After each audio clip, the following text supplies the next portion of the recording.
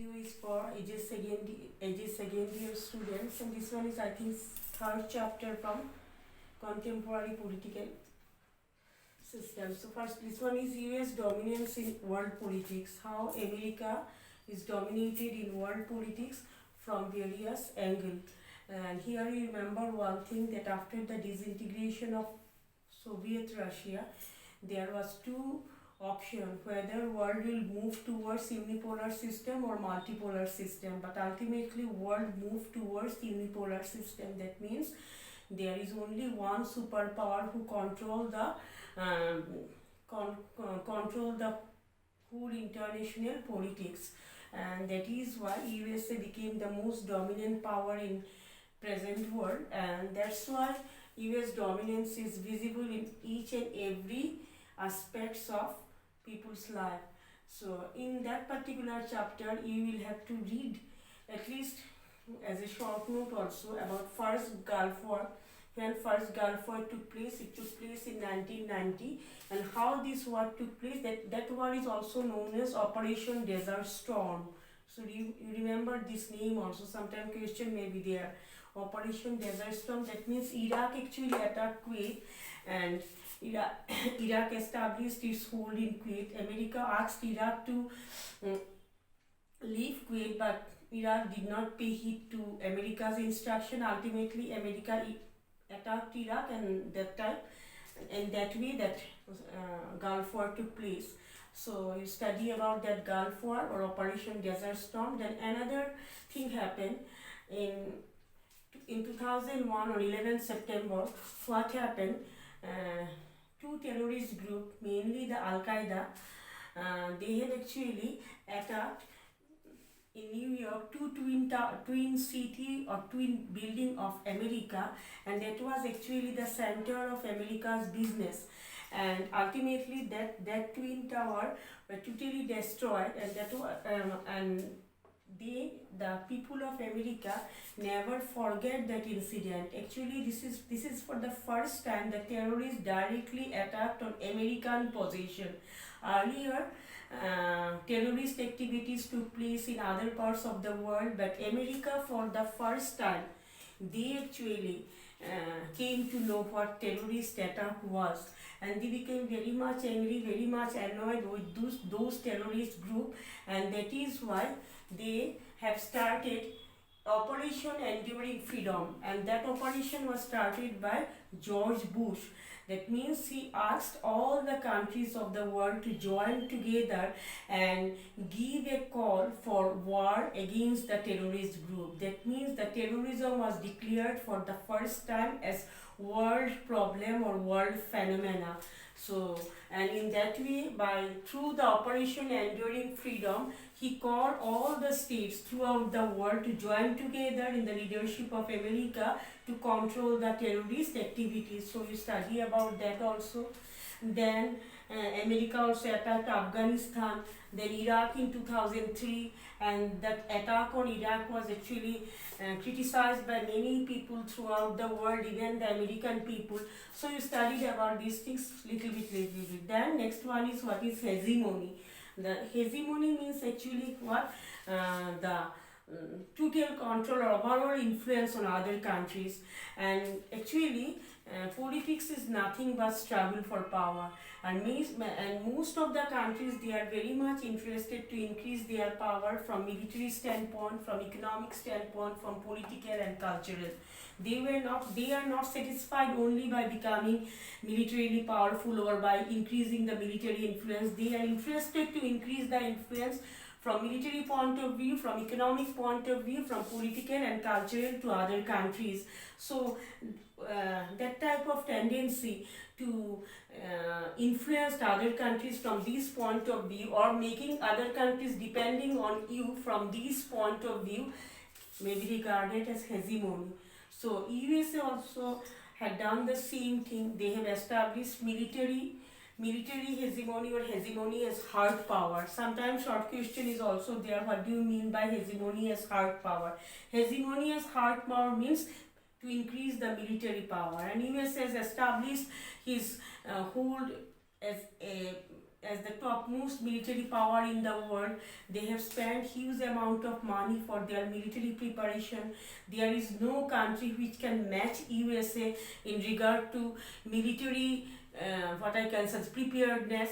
Then USA, they are so much technologically advanced, they are so much scientifically advanced that they can attack any place of any country, and their attack will be totally correct, and they can use totally right path to attack any country from any place, any country from any from their place to any country. So they are militarily very advanced. They are spending huge amount of money. No countries match with their military power, and every country is somehow or other they are taking help from USA for military preparedness, etc., etc. Then, so far as the economy is concerned, economic hegemony, or it is known as structural power. US as structural power. So nowadays we are following the principle of globalization, liberalization, privatization, etc. All these concepts are actually controlled by USA. Most of the countries, they are willingly or unwillingly, they have accepted the economic principle of USA, and USA nowadays is controlling all the international economic organization like UMF, World Trade Organization, World Bank, etc. And USA actually they are funding those international economic or monetary organization, and those organization again give loan to other countries, and ultimately they came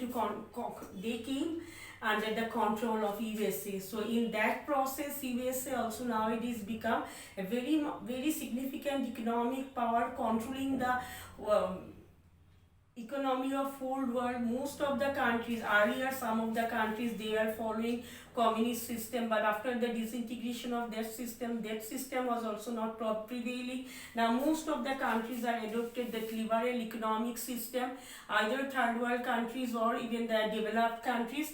And most of the countries, mainly the underdeveloped countries, they are taking loan from various organizations which are actually funded by USA. So economically also they put their impact on other countries, and other countries are bound to follow their dictation even.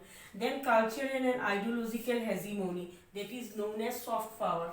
So those countries are not only satisfied with spreading their influence on military aspect or economic aspect, they are also very much interested to influence other countries through spreading their own cultural traits and their ideology. As for example, USA is following the principle of capitalism and liberalism, and then free market economy, etc. And most of the countries nowadays are following that trend. So far as culture is concerned, nowadays most of the young generation, they are started following the US fashion. They are wearing that type of dress, and now everything is open, everything is within the reach of the people. We can buy anything, we can purchase anything by sitting in our own country, foreign goods. So all these things actually help the people, especially the people of underdeveloped country, to forget about their own culture and move towards the Western culture, especially of American culture. Here I can see the example of MBA degree. MBA degree means Master of Business Administration. That was not so popular degree in earlier period of time, but people carried on business without MBA degree very successfully. But that was also the influence of America. MBA degree, or that conception, was first took place in America, and now everybody, knowingly or unknowingly, or with interest or without interest, they are pursuing that MBA degree to become a successful businessman. So that was also an American concept we are following blindly. So in that way, in military field, in economic field, in cultural and ideological field, America slowly influence the countries throughout the world. But here you remember one thing, that constraints on American power. That means there are some limitations on American power, and who actually put limitations on American hegemony or American influence on other countries? These are constitutional system of America. in America, they are following the theory of separation of powers. So what is the meaning of theory of separation of powers? That means the executive, legislature and judiciary, they are separate to one another, but along with that, some checks and balance are also there. That means all the wing can also control other wing. So if the American president is very much interested to increase its influence, sometimes the legislature, that means the American Senate, may put obstruction on the activities of American president. So whatever constitutional structure that is available in America, that is responsible for keeping some control over American president, so that he cannot do whatever he wanted to do every time, because legislature put some control on the dictatorial attitude of American president.